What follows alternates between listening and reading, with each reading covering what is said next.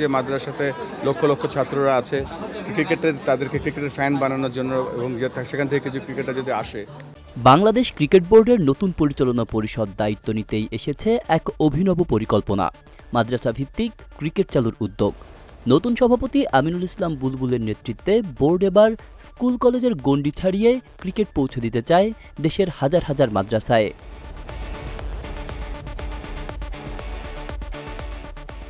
নবনির্বাচিত পরিচালনা পরিষদ মঙ্গলবার প্রথম বৈঠকে বসে একাধিক সিদ্ধান্ত নেয়। ২৫ জন পরিচালকের মধ্যে ২৩টি কমিটির প্রধান নির্বাচনের পাশাপাশি তারা জানায়, দেশের প্রান্তিক এলাকার তরুণদের ক্রিকেটে সম্পৃক্ত করতে নতুন পরিকল্পনা হাতে নেওয়া হয়েছে। এর অংশ হিসেবেই ভাবা হচ্ছে মাদ্রাসা ক্রিকেট।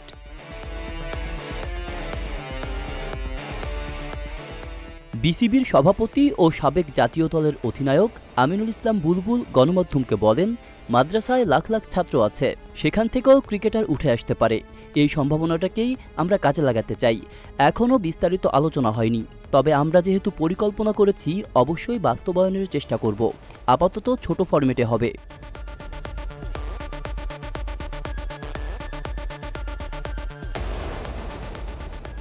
বিসিবি সূত্রে জানা গেছে, মাদ্রাসা ক্রিকেটে ম্যাচগুলো হতে পারে ১০ ওভারের। আয়োজকরা ভাবছেন বিকেল থেকে মাগরিবের আগেই ম্যাচগুলো শেষ করা যায় এমন সময়সূচি নির্ধারণের কথা।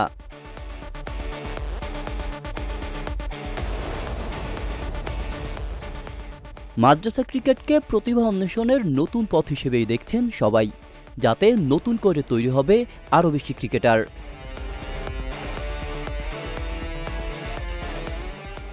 আব্দুল্লাহ রফসান জনি, ঢাকা প্রকাশ।